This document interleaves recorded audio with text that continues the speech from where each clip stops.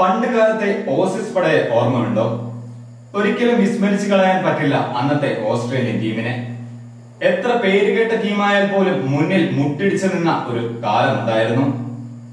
ആ ടീമിന് സ്റ്റംപിന് പുറകിൽ ഒരു കാവൽ മാലാഖ ഉണ്ടായിരുന്നു. ഓസീസ് ടീമിലെ വിക്കറ്റ് കീപ്പർ ബാറ്റ്സ്മാൻ ഗില്ലി എന്ന ചുരുക്കപ്പേര് കൂട്ടി നമ്മൾ വിളിച്ചിരുന്ന ആദം ഗിൽക്രിസ്റ്റ്.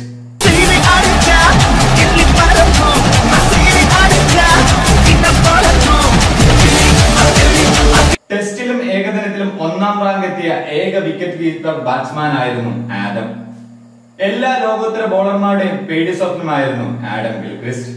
2005 കാലഘട്ടത്തിൽ ലോകോത്തര ബൗളർമാരോട് ആരാണ് ഏറ്റവും അക്രമകാരിയായ ബാറ്റ്സ്മാൻ എന്ന ചോദ്യത്തിന് കിട്ടിയ ഉത്തരമാണ് ആ മനുഷ്യന്റെ പേര്, Gilchrist. Adam Gilchrist. 3 world cup മാത്രമേ ആഡം കളിച്ചിട്ടുള്ളൂ. എന്നാൽ ആ 3 കപ്പും ഓസ്ട്രേലിയയുടെ തട്ടകത്തിൽ തന്നെ എത്തിയിരുന്നു. അദ്ദേഹം വേൾഡ് കപ്പിൽ ഉടനീളം നടത്തുന്ന പ്രകടനങ്ങൾ ആരെയും വിസ്മയിക്കപ്പെടുത്തുന്നവയായിരുന്നു. വേൾഡ് കപ്പ് ഫൈനലുകളിൽ അദ്ദേഹം നേടുന്ന റൺസ്, അദ്ദേഹത്തിന്റെ കൃത്യതയാർന്ന ബാറ്റിംഗ് ഒരിക്കലും വിസ്മരിപ്പിക്കപ്പെടുവാൻ സാധിക്കില്ല. 1999 പാകിസ്ഥാനെതിരെയുള്ള വേൾഡ് കപ്പ് ഫൈനലിൽ 34 ബോളിൽ 54 റൺസാണ് ഗിൽക്രിസ്റ്റ് അടിച്ചുകൂട്ടിയത്. 2003 വേൾഡ് കപ്പ് ഫൈനലിൽ ഇന്ത്യക്കെതിരെ 48 പന്തിൽ 57 റൺസ്. എന്നാൽ 2007 ശ്രീലങ്കയ്ക്കെതിരെ നടത്തിയ പ്രകടനം ഇന്നും എന്നും ഓർമ്മിക്കപ്പെടുന്നു. അന്ന് 72 ബോളിൽ തന്റെ സെഞ്ചുറി ഗിൽക്രിസ്റ്റ് തികച്ചു. തന്റെ 15ാമത്തെ ODI സെഞ്ചുറി. വേൾഡ് കപ്പിലെ തന്നെ സെഞ്ചുറികളിൽ മുൻപന്തിയിലുണ്ടാവും ഈ സെഞ്ചുറിയുടെ സ്ഥാനവും.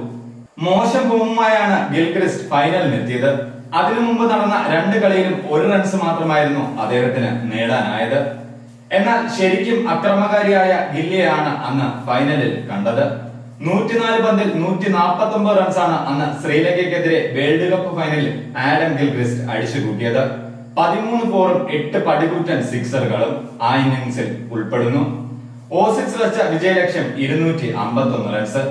ആ ഫൈനലിൽ 53 റൺസിന് ശ്രീലങ്കയെ തോൽപ്പിച്ച് തുടർച്ചയായി 3ാം തവണയും ഓസീസ് വേൾഡ് കപ്പ് ജേതാക്കളായി.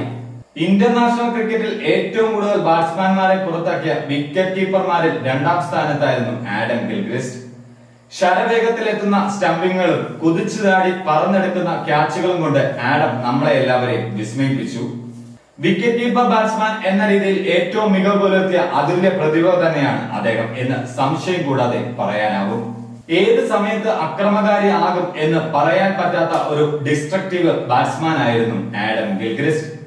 അന്ന് പേടിയോടുകൂടി കണ്ടിരുന്ന ഒരു ഓപ്പണിംഗ് നിരയായിരുന്നു ഓസീസിന്റേത്.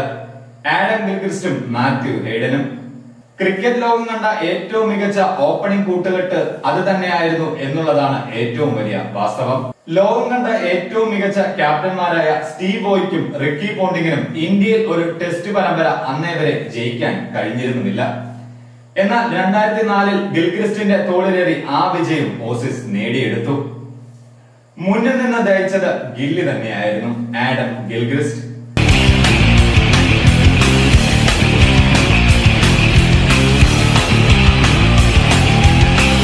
ആദ്യ ടെസ്റ്റിൽ ഗിൽക്രിസ്റ്റ് നേടിയ സെഞ്ചുറിക്കരത്തിൽ ഇന്ത്യക്കെതിരെ മികച്ച വിജയം. 2ാം ടെസ്റ്റിൽ സമനിലയിൽ അവസാനിക്കുന്നു. 3ാം ടെസ്റ്റിൽ 342 റൺസിന്റെ കൂറ്റൻ വിജയം ഓസീസ് നേടുന്നു. അങ്ങനെ ഗിൽക്രിസ്റ്റിന്റെ തോളിലേറി ആദ്യമായി ടെസ്റ്റിൽ ഇന്ത്യയിൽ ഓസീസ് ജയിച്ചു കയറി.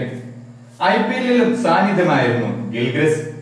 2009 ഡെക്കാൻ ചാർജേഴ്സിന്റെ ക്യാപ്റ്റനായിരുന്നു അദ്ദേഹം. അതേ സീസണിൽ തന്നെ ഡെക്കാൻ ചാർജേഴ്സിനെ ജേതാക്കളായാലും അദ്ദേഹത്തിന് കഴിഞ്ഞിട്ടുണ്ട്. അതുപോലെ തന്നെ IPLിൽ ആദ്യമായി 1000 റൺസ് നേടുന്ന ബാറ്റ്സ്മാനും ഗിൽക്രിസ്റ്റ് തന്നെയാണ്. ഒരുപക്ഷെ ഒരു ഇന്ത്യൻ താരത്തിനപ്പുറം ഒരു ഓസീസ് താരത്തെ നമ്മൾ ആരാധിച്ചിട്ടുണ്ടെങ്കിൽ, സ്നേഹിച്ചിട്ടുണ്ടെങ്കിൽ അത് ഗിൽക്രിസ്റ്റ് തന്നെയായിരിക്കും. അതുകൊണ്ട് തന്നെയാണ് അദ്ദേഹത്തിന് ഗില്ലി എന്ന വിളിപ്പേരും നമ്മൾ കൊടുത്തത്. പിന്നീട് മികച്ച വിക്കറ്റ് കീപ്പർമാരുണ്ടായി, മികച്ച ബാറ്റ്സ്മാൻമാരുണ്ടായി, ടെസ്റ്റിലും ഏകദിന ശൈലിയിൽ ബാറ്റ് വീശുന്ന കളിക്കാരുണ്ടായി. എന്നാൽ അതിലൊക്കെ ഒരു പടി മുകളിലായിരുന്നു ഗിൽക്രിസ്റ്റിന്റെ സ്ഥാനം. ഒരാൾക്ക് പകരം മറ്റൊരാൾ വന്നേക്കാം, പക്ഷേ അയാൾക്ക് പകരമാവില്ലല്ലോ മറ്റൊന്നും. അതെ, നിങ്ങൾക്ക് ആരും പകരമാവില്ല.